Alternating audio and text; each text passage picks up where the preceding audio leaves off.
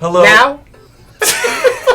That's my favorite running gag is actually interrupt Mark doing the intro. He hates it. I have such a prepared sounding spiel at the beginning. And I always interrupt him. It's a running gag now, so good work. Welcome to Between the Studs. I'm just going to dive in more casual this time. Welcome to Awesome. Between the Studs. I'm your host, Mark. We got Daniel and Stefan. What's up? Of New Hashima fame. Now, if you don't know what New Hashima is, Where have you been? you're hiding under a Clearly. rock. Clearly. You've never heard of LEGO conventions or mocks at all. Yeah. But for those of you who haven't heard of LEGO conventions or mocks at all, New Hashima was a gigantic group collaborative display that really has been going on for a number of years, but it kind of reached the climax at Brick World Chicago this following just a month ago. Yep. Yeah, that means it's all downhill from here. We've already seen. Stefan's already. No, not at all. I've Not retired least. from Lego. I'm You getting can't build into any more mocks anymore. I don't No, know I'm what sorry. I'm getting into. Model cars or something now. Yeah. Gundams. Gundam. Yeah, Gundam. I actually did think I would build a Gundam after the New Hashima, but I've just been like more busy since the show. It feels start building like kaiju. I was like, you know what? I'm gonna take a break. I'm gonna build a Gundam or something. Actually, Anyway. that's a question towards the end of the interview. What's next? Yeah, we'll get there. Anyway, so so Stefan, this build, this is a culmination of so many things, but I have a number of questions regarding the build. We can kind of bounce off of that, but how far did you plan it out? Now, like, when did you know you wanted this to be a thing at Brick World and you really wanted to make it a big group thing? The Brick World planning happened after Brick Fair last year. So, about a and year really, to give credit, I know we're like joking, like it was a huge team effort, but really Simon Liu was the real mastermind of having it at Brick World and having it so big at Brick World. So credit where credit is due. It would not have been at Brick World without Simon pushing for it to be there. He was the spearhead for that project. So it started there, and he started laying the groundwork of like getting it there. And so it was August last year when we like kicked it off. But I'd already been working with Mike Wilhoit, who's the other like admin in the team, and Mason Ricks, who was with us at Brick Fair. So we had sort of the admin team already, and we built for like 10 months prepping for, or even shorter than that. Shoot, they came on in, it was like 6 months or something to prep from Brick Fair Alabama 2020 to the Brick Fair Virginia collab, which some people are maybe familiar with the Virginia one too. But so those guys had, the admins and some of the more who returned for Brick World had like 16 months. Yeah. They didn't know they were prepping for Brick World for the first 6 months, but they were, right? Yeah. So 10 months though, really, from we're taking it to Brick World to we're at Brick World. But again, I've been working on the project for 4 years now. So I started in 2019 building on it. So, but it's become way bigger than I had envisioned. But 10 months really for the majority of people. Exactly. So a short period of time of actually planning for the specific event, but the momentum from years past really carried you guys forward. You had modules built, you had the system down pat, you just kind of expanded off of there. Yeah, exactly. And I've been developing as it like a collaborative standard since the beginning. Like I presented it to my local group, Magic City Lug, in 2019, and I had already written, I have this like document that's like the New Hashima code collaborative overview document. Maybe you've read it. Everyone totally read it. Reads it and recites it before bed. Exactly. You're expected to have read it. It has like all the rules and I have stuff. read it several times. Yeah. I think a lot of people do seriously read it. Yeah, I think they do. Following the vision, because it's easy to get lost in it a little bit, I think, and start to veer more towards sci-fi or some other things, which there are elements of that we like, but it was trying to keep that consistent kind of vision, I think. Yeah, it was like a purposeful, like I said, I had started it in 2019. Like, it was always meant to be a collaborative effort because the inspiration for it is the Bro Lug build from 2013. And that was collaborative. Yeah. So it was, the whole point was always that I had people building with me. And Peter Bradbury from Magic City Lug helped me build that and develop that document too throughout the times because he and I displayed it, Peter and I, 3 times with just us. Yeah, so, just a duo, which you saw it at Brick for Alabama 2022. Did you see it, the first one in 2020? I don't know if you were at Brick for Alabama 2020. I think I was, because I remember being at the show and then everything went crazy. But right before the pandemic. Yeah. So always a collaborative effort in developing it for 4 years with tons of people's input. I know Simon has had his input on that document too, and so. Speaking of the document, it has, I'm guessing, a lot of physical, guidelines for the modules and stuff. Does that have like thematic elements to it too? Yeah, so I presented it to my local lug, Magic City lug, and I knew that the members of the lug weren't going to have the background that I had, because I hadn't obsessed over the Bro Lug build for so long. So I wrote standards for like the theme and like what was allowed and what wasn't. Gave inspirations like trailers and videos and movies and games to watch and study, so that it was like a way to control it, I guess, to like keep it in the theme and keep it congruent across multiple builds, mock styles, all that stuff. So it was, I mean, it's like a mad mash of like tons of things, and like it got even more like just wild at Virginia or at Chicago. But you got to keep at least the central theme in mind. Apocalyptic. There's got to be like a little bit cohesive. Cyberpunk's forgiving though. Did you find it hard kind of relinquishing control of this passion project? Did you at any point feel compelled to kind of micromanage it and then sort of take a step back and say, other people's creativity is so between like Alabama and Virginia in 2022, it was like I think I like tried too hard to control it, and then it was like Simon presented the idea of getting it to Brick World, and I mean we quadrupled the size of it. Like we didn't even quadruple. It's like further than quadruple, because we went from 11 people to 80 plus people. So it was an insane amount, and it was just like, I kind of sat down after Virginia because I was exhausted. That was a hard convention. Like, it was the first time I collaborated with people like I'd only met online, and it was a lot of like trial and error to get things set up. I mean, I only a couple of nights I slept like 2 hours. Like it on Saturday, and I really loved the public days. My buddy Jesse, who I don't know if you've met, but him, who's been a big part of New Hashima. We call him Pirate Jesse. He was like, "You got to go to bed." And I went and slept on Saturday in the middle of the day. But anyway, I just had to let control go, and to a certain extent, And it also was better. I mean, if people want like advice for like a collaborative or any like creative project, you have to let people express themselves, right? So if you're controlling it too much, you're putting people's creativity down, in a box. You're putting them in a box, and it's like it's harder to be creative that way. So it was hard for me. Like, I'll be totally honest, like, because I'd done the project for so long, and it was like your baby, really important to me.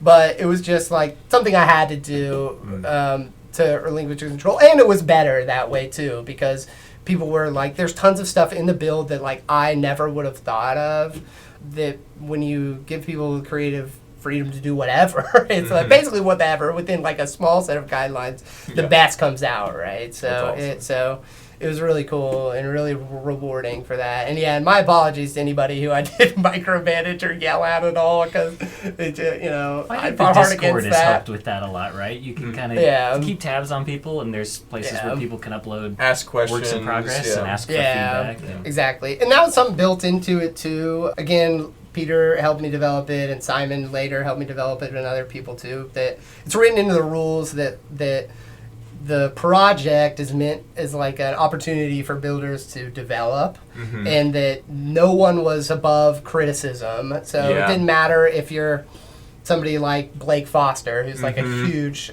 Lego building god, like one of the best. I mean, and he is one of the best, I think, objectively. But people were criticizing his work, and he was criticizing other people's work, and it's just the whole attitude. And I'm proud of the team and everybody for the approach that they took for it. Was like, we were working together to bring the best, and it didn't matter if you were a Blake Foster or a Simon Liu or a beginner or a beginner, that you were welcome and we were going to succeed together. So that's probably the most awesome part of it, was just everyone who was along for a ride and all the buy-in that we got from everybody. Truly a collaborative effort then. Yeah, it's just like even helping each other improve is really cool. So. Another group that was really good about collaborating were, we had some guys from Wacklug on the West Coast come out, Zach and Brendan and Bram. I think they were great forces in the Discord, who were like super helpful and had been through we had a lot of like experience from like these heavy hitters in the like Lego convention collaborative community, like the best of the best, and I consider the Wacklug guys them, so it was helpful to have their input too and their buy-in to the project. So yeah, Ted Andes was another one. Yeah, Ted Andes. Yeah, exactly. Another huge name that's been around the block for a while. So it was really great. So, that's awesome. Yeah, that leads into my next question, really, is like, so for the layout of the Brick World New Hashima, was that more kind of adapting and kind of growing from the amount of people that were becoming involved, or was that really planned and then expanded upon? Was it more natural, or was it more city planning? You mean the like base layout, like the whole layout, like that, the shape of it. So it's inspired by the Brolug build from 2013. That's the core inspiration. Yeah, the core inspiration, and the build is a square, right? And the 08 was always a square. And I had sort of always had in my mind that if it was going to expand beyond like the section I've built, 08, that it needed to not be rectangular anymore, because that was a way we were going to differentiate it from like almost every other collab, like ever. Like there's a Nan and Tyler Kleitz always did really big collabs at Brick World, and they did a lot of irregular shaped collabs. Yes, round so, or octagonal. So I think it's I took some inspiration from them too, because they did some rectangular ones too, but a lot of their really nice ones the iconic ones, broke away from that like mold of like it's built on base plates. So it was purposeful. So there was a lot of like planning.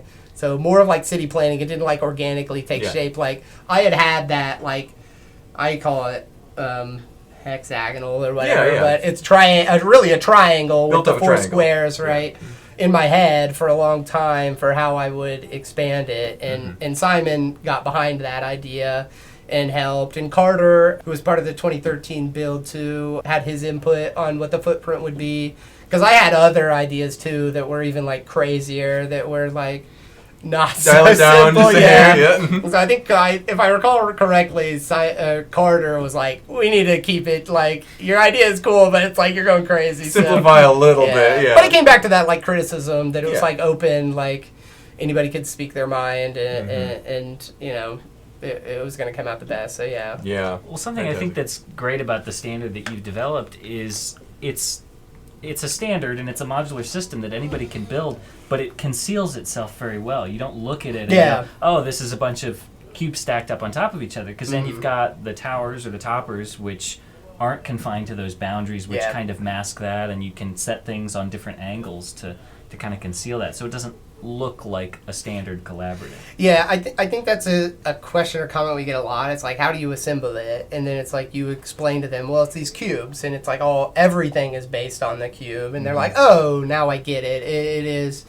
And I think the new members did it a little bit better, because I think some of the older iterations, like the ones that like Peter and I did, it's a little easier to tell that it's a cube, because we hadn't like wrapped the columns as much. Covered, but I think some of the new people, Simon developing parts for docs, and other people giving suggestions to like conceal the like framework of the cube a little bit more, kind of lends itself to that too. So it's another like happy thing that happened from collaborating with so many people. It just kind of developed in that way. So, but honestly, the cube, like being like kind of naked where you could see all just the beams and stuff, I think fits the aesthetic. So it was kind of like these structural beams and things that you would see in like a dystopian future in various media or whatever. But that's awesome. Pretty surprised by how it all worked together. It does. And one thing I'll say, it's like, it kind of takes a lot of buy-in from like a few key people to design an infrastructure like that, because like Simon, who planned the whole docks, and he built all of the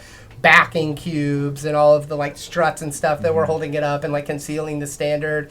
And then, me building the inner city loop so that everything could connect. And then Mike designing how the old city layout would be to like work around the cube, and then taking the time. I think Connor Lill, who's from here actually, helped him build like the train that goes on. So you can have all these people who are building like these cube modules and stuff and bringing them in the modular system is right, but it really takes a few people, a small group of people, really dedicating themselves to making sure it all lines up. To make it work. Infrastructure, and superstructure elements. But the cube system makes it easier for that. Yeah, to get a lot of people infrastructure involved. group. So next question leads into that. This is all flowing really nice. The cube structure is the core of it, but there's a lot of kind of big and dynamic elements. Like you've got power for lighting. You got trains and other moving things like so. Blake Foster's amazing detailed train. How did you what were some of the priorities, and how did you weave those in the cubes? Like, what did you start with? Because when I'm building muck, just as an example, I try to start with the water table and where that's first, and then I build off of that in a landscape. How do you get the train and the lights to work in such a big cubed structure? I mean, just tons of planning. Just planning.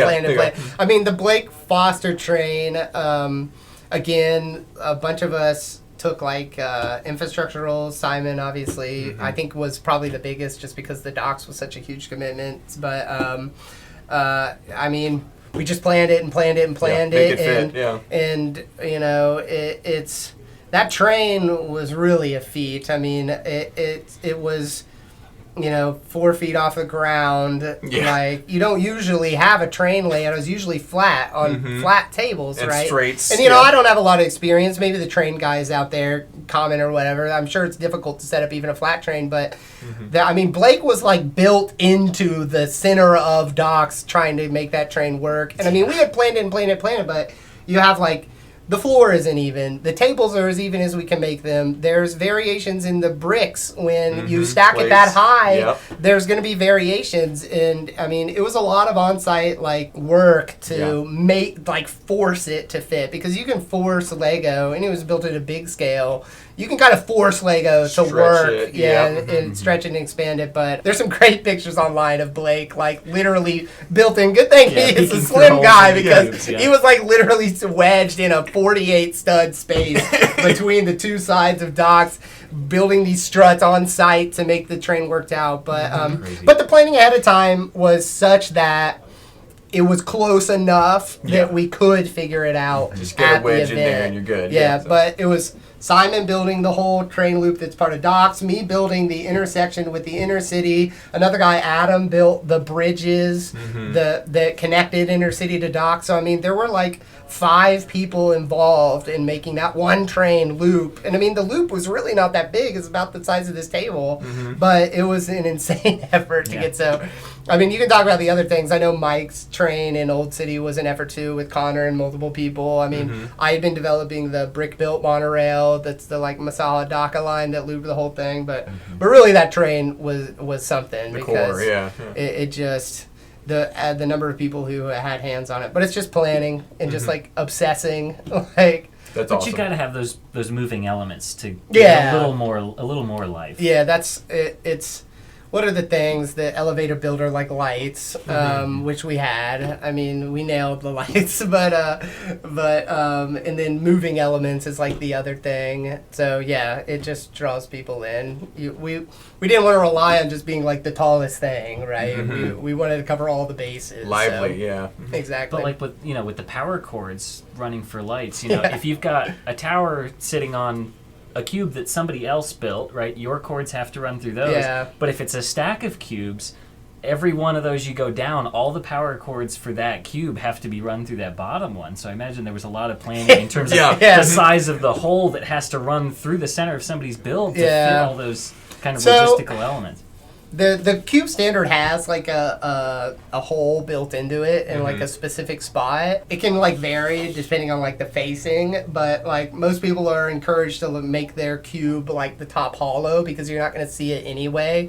So there should be like a very large space at the top and then a 6x6 hole at the bottom. But I mean, we're talking some cube stacks that were like 5 cubes tall, so you have plus a tower. 5 USB extensions. We used USB as our like standard connection point, because most stuff is USB these days. Yeah, custom lighting. Yeah. Yeah. So and a lot of our guys were using like brick stuff. It was like a sponsor of the build, so we could use USB.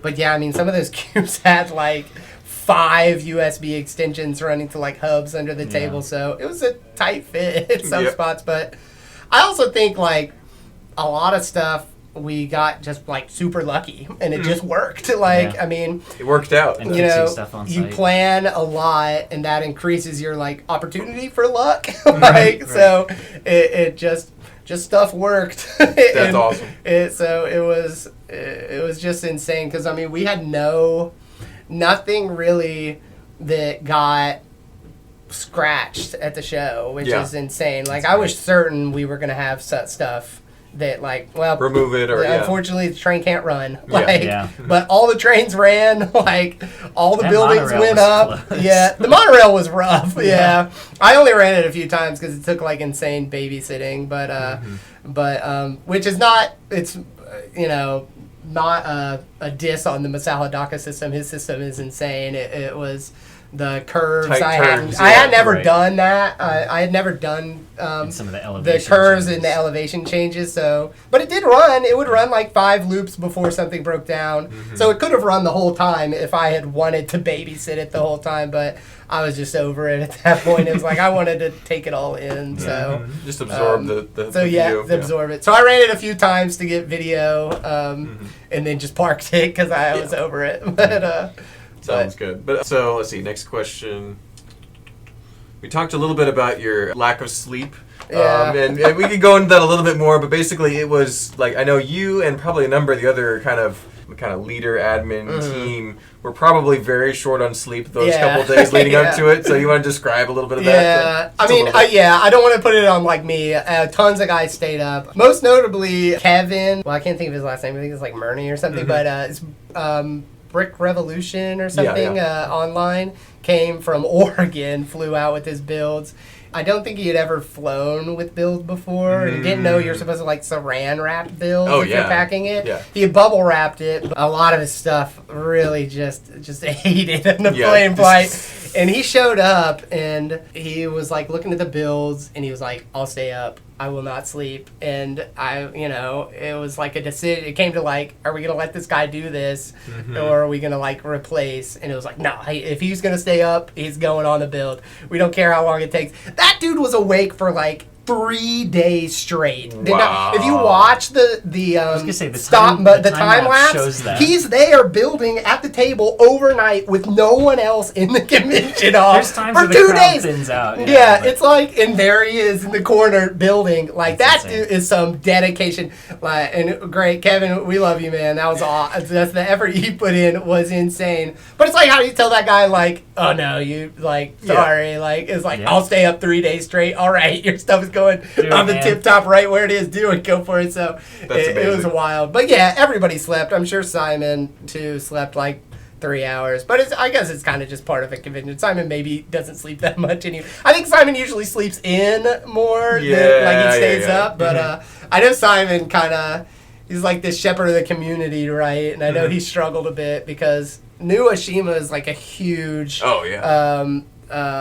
commitment that you're making. You're basically committing to missing the everything whole else. convention, like to set it up. Which I mean, in my opinion, worth it. And I've done it a bunch of times, not at the scale at Chicago, but I mean, you've seen me set it up a bunch of times. It takes forever. Yeah, we'll come over and say hi to you because you can't go around. I know. You've never missed a deadline yet because I think it kind of scales with the people that you have working on it. Exactly, as long as you have those core talented people who know what they were doing, they could kind of take ownership of those exactly. That was what was great about Chicago was the people standing around that can help are the best builders out there to help, right? Yep. So you're not afraid to like give somebody a job because you know it's going to be fine. Surrounded by talent, right? You're surrounded by tons of good people. So it was awesome, and I know all the guys out there, really busted butt to make sure it happened, and nobody got a lot of sleep, but it was worth it. I think a so. lot of that energy probably came from the kind of slogan if you want to talk about that.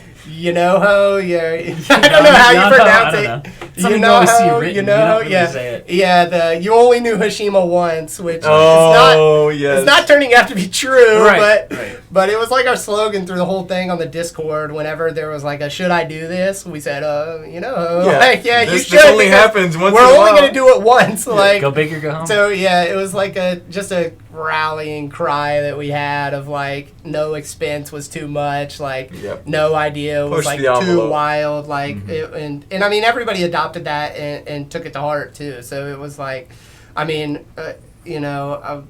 I've changed my whole hobby for New Hashima, like just sold stuff off that isn't going to be part of it, or like, and just my whole approach, and the guys adopted that too, like just for the 10 months or whatever we were doing it, it was like, this is a once in a lifetime. We sort of recognized like how big it was going to be and the opportunity we had. So, I mean, everybody was behind that, like, and totally worth it. And all the team members, I think agree with me on that too, that it was just like, what an insane effort we did, and the success was just awesome. So, absolutely. But I can't wait to do it again. So maybe some of them aren't as enthusiastic about it, but I am. I can't wait until having the next opportunity. So, so you were talking about that you were in the convention hall building all alone. Yeah. And talking about the convention and the convention hall with the staff.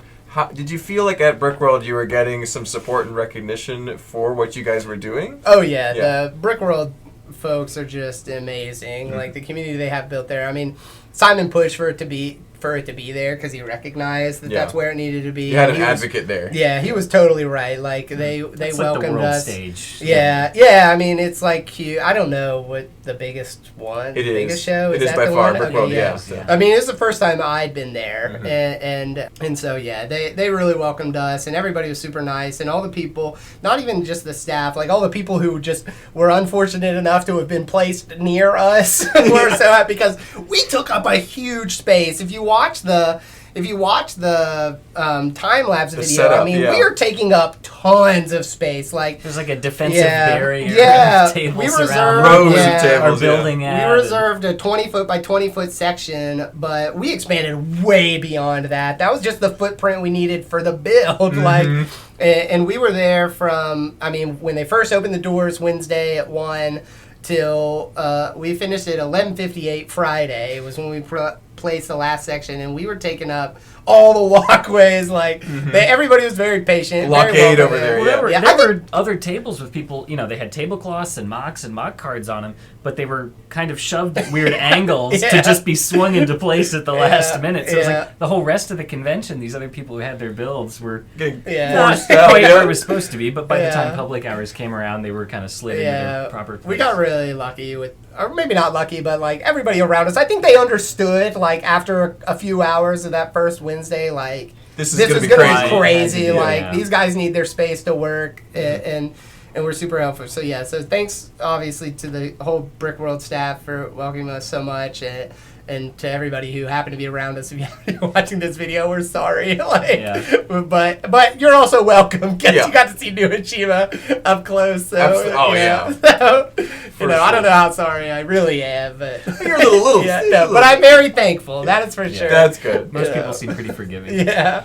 All right. So, fun question. What are some of your favorite details or Easter eggs that might get missed on the first glance? So what are some things that really there's so many little good fun ones. details? This I have a few maybe.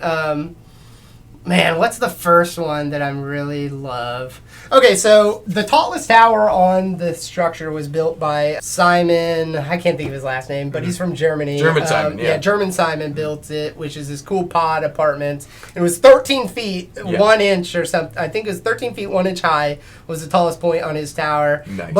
And it was amazing, and probably my favorite thing on the whole build. One of your favorite things. The story of it itself, it just gives it like how far it brought in, how the dedication. So these are there like Monday assembling it. But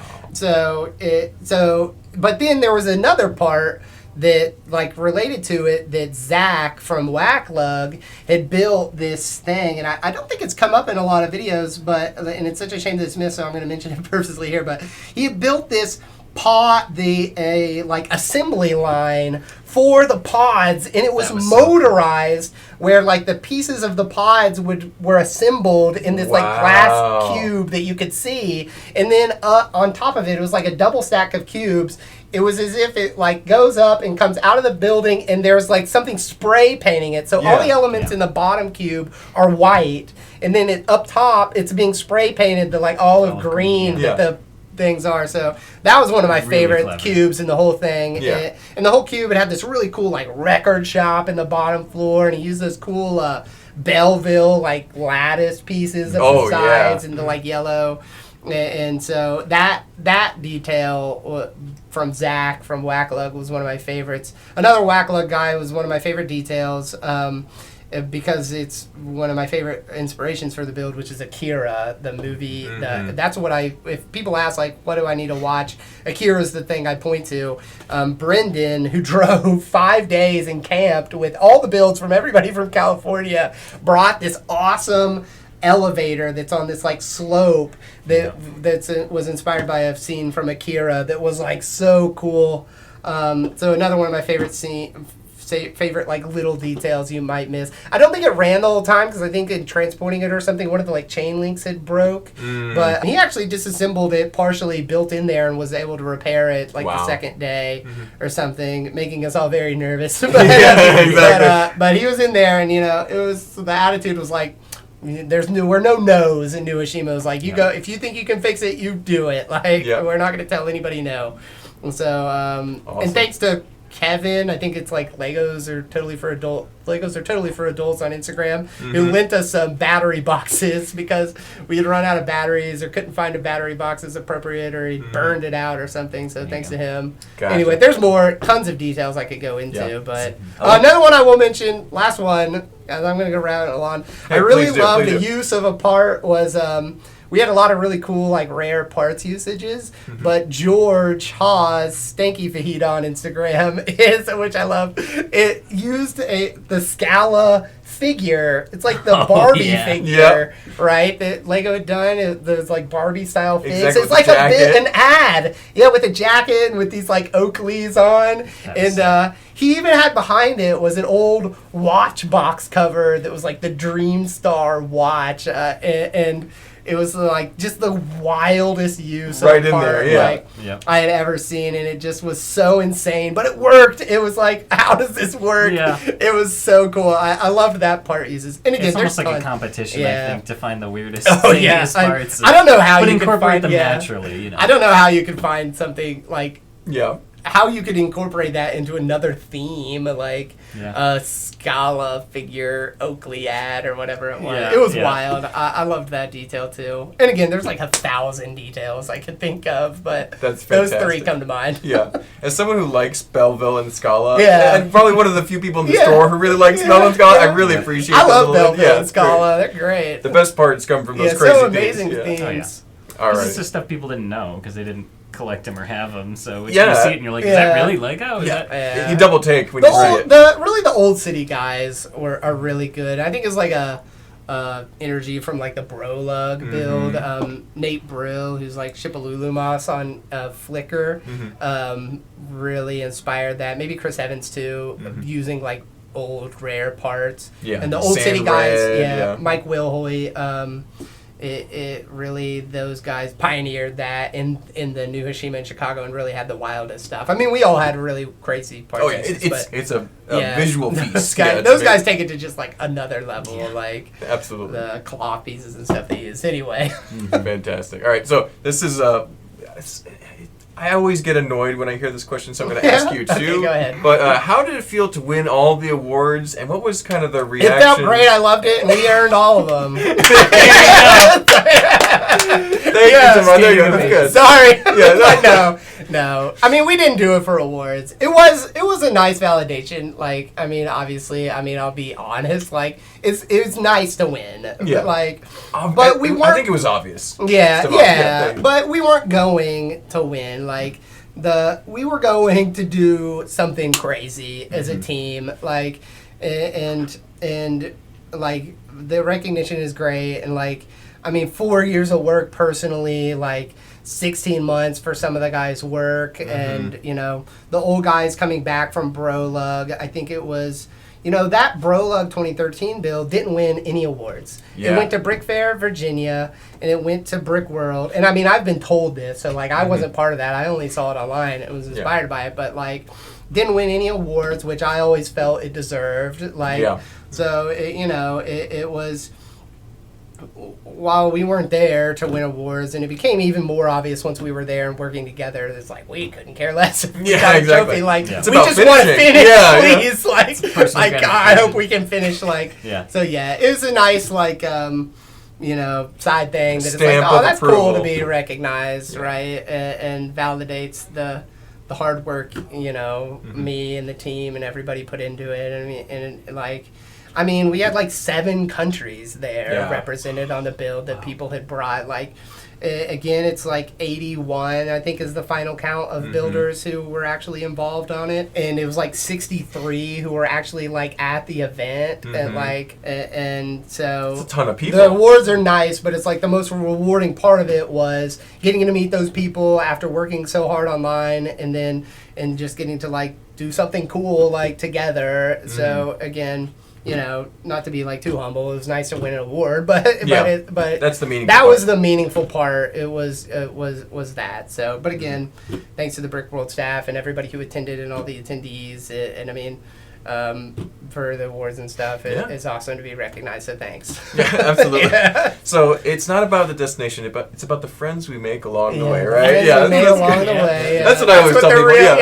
That was our new Hashima talking about one of the awards. There's like this white brick. It's funny. Did you not know this? I thought you were making a thing. I know about it. Yeah. But so the white brick is a tradition at Brick World. It's like a mystery who hands them out or whatever. The admins all got one, so we got like 4 white bricks for myself, Simon, Mike, and Mason. And usually the white bricks are like hollow and they have like a mini build in it that like represents the build. You can read Ted Andes, who was part of it. He knows more about it. Brick Nerds. He's written an article all about it, but ours didn't have any builds in it. It only had a note, and it said maybe the real new Hashima is the friends you made along the way. Or, so I could be phrasing that wrong, but it was something like that. It was just like a paper note, because it was like there were no bricks left, right? We had given everything to the build, so it was what were you going to build in there? Like it was a note, and like the brick. It's not about the bricks or the awards or the accolades or whatever. It's about,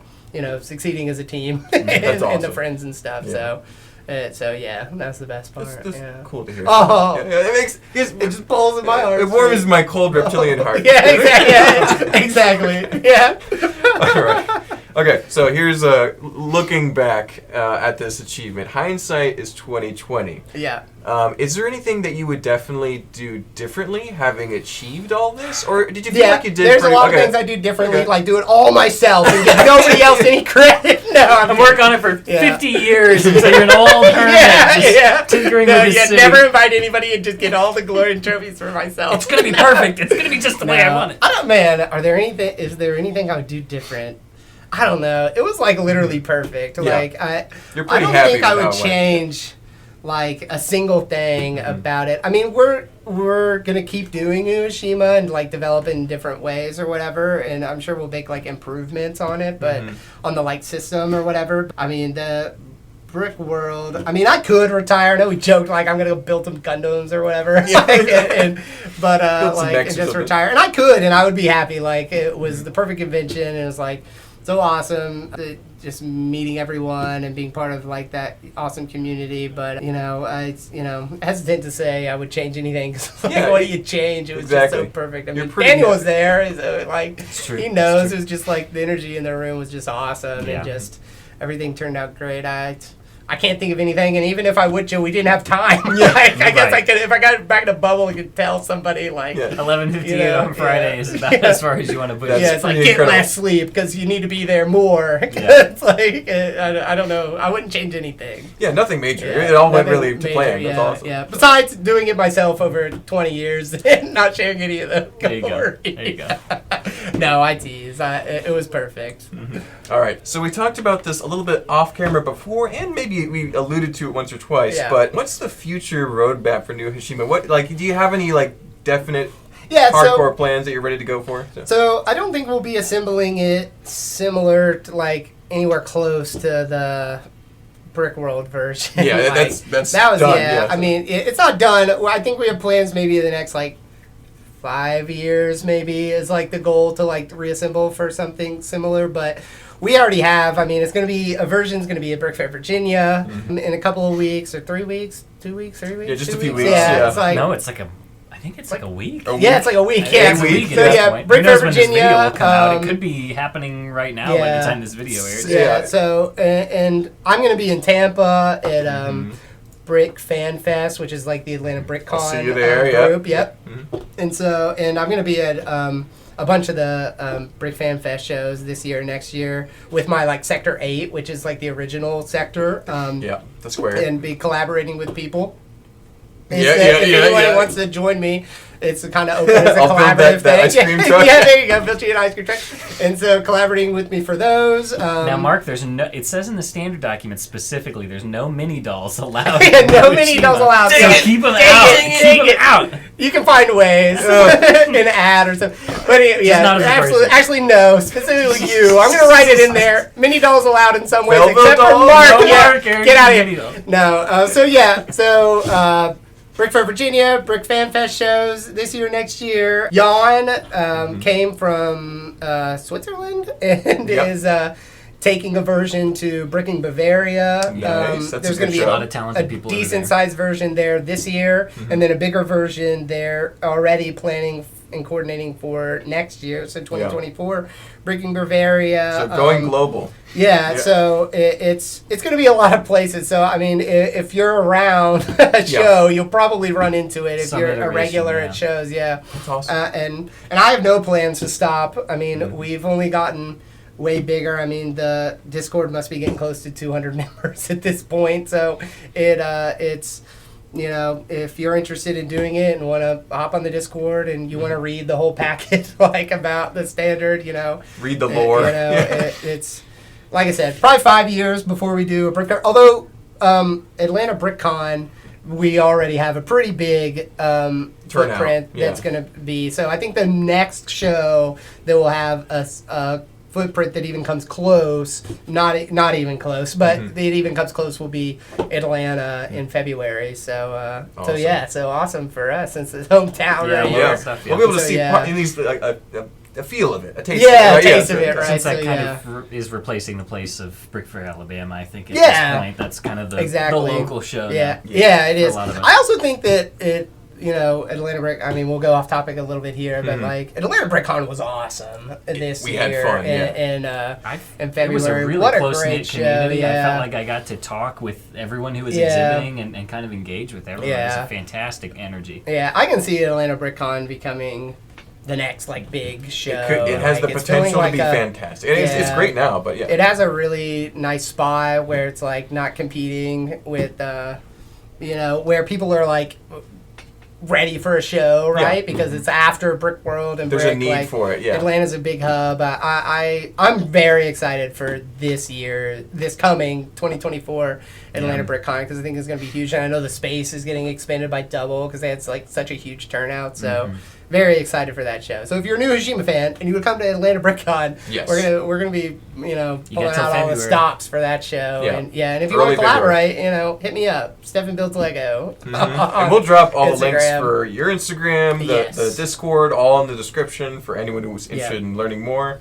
And the new Hashima Collab, that's really the main one. That's the media page for it, right? Yeah, exactly. So we'll drop that in there too. So new Hashima's very far from done. We're I'm glad to hear I'm up for another, decade of doing it. It's it's pretty fun, I'd maybe love to find time to build a castle in there at some point. It's been a minute since I've built I've had a work in progress castle for years now. Yeah. It's collecting dust. I pulled it down off the shelf the week after Brick Fair, and like, man, it is so caked in dust. I'm gonna have to like take all the vacuum it foliage off. and Maybe stuff. if you could build some sort of like cyber castle. Yeah. It was like a castle that had like space vampires. I don't know. Yeah. Well, no, I'm thinking you could do like knights, but they have like laser swords. Where did I put my baseball bat?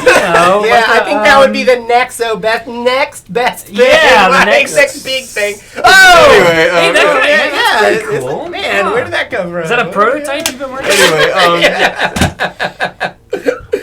but yeah, actually, that's my final little comment. Is you enjoy other Lego themes. I've seen you do it before, and I know that there's all these ideas in my head that I want to execute, but I'm still doing Rock Raiders.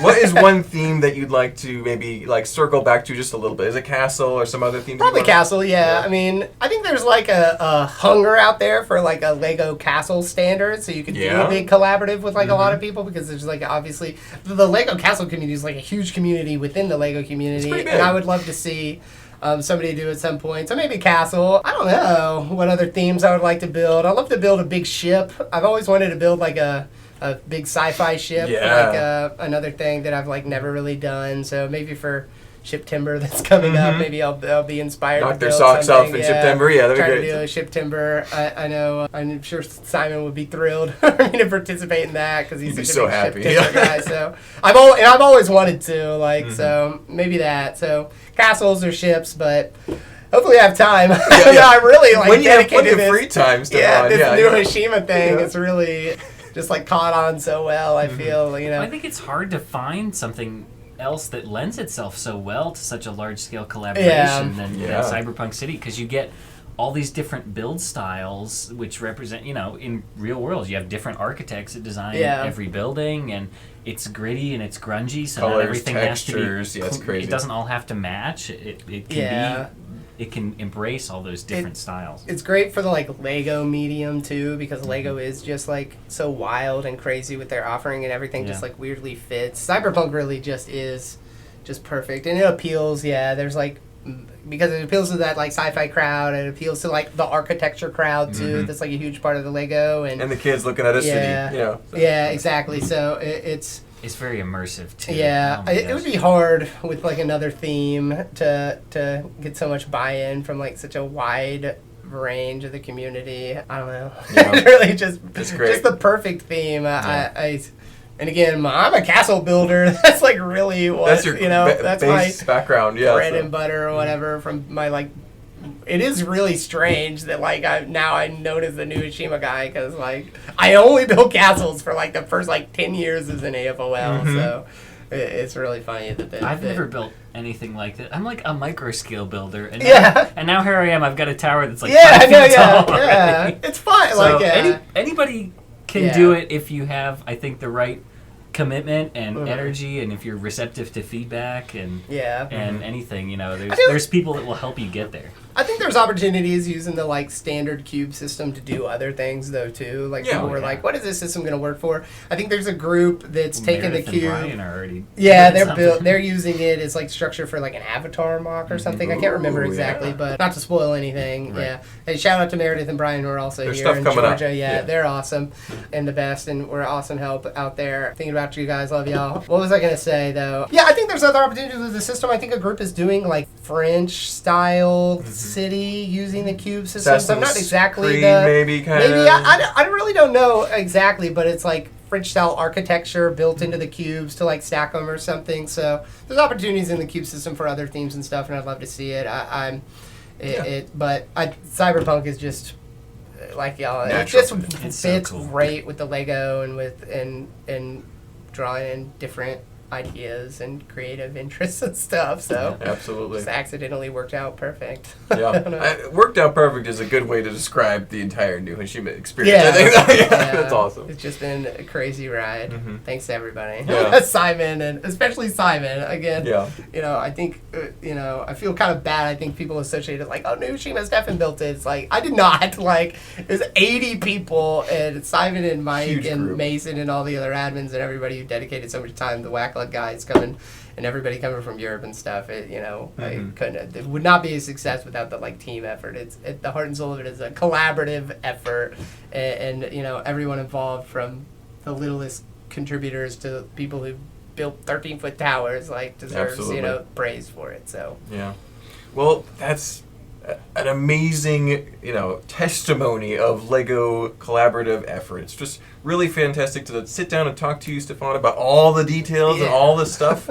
Man, we really appreciate the inside look. And yeah, all the links are in the description, like we said before. Go give Stefan a follow. Go check out new Hashima Collab. Check out all those cool pictures and videos. And unfortunately, people like me missed out on the build, but we can go see how amazingly well documented it is. Yeah, that's what's great. Oh, there's, I don't know, how many terabytes. It's insane how much video and stuff we got. Yeah, so check it out online. It's very easy to find. Just Google New Hashima. At this point, you'll be able to find it. But watch the videos on Beyond the Brick. Thanks to those guys for always documenting it. And they have a video for every version that we've set up. So it's pretty cool to see that history. And you know, you will be able to see it in person too, because we're not done with the project at all, not even by a long shot. So just come to some conventions or keep go to a convention. You'll probably see something about it. And just wait 5 years and we'll have another huge version. Book your tickets now. Exactly. So awesome. It's been an amazing ride. Yep. Well, thank you, Daniel, Stefan, and good luck or whatever. And don't forget to like, comment, and subscribe. We'll see you next time. Bye bye. Yeah. Bye.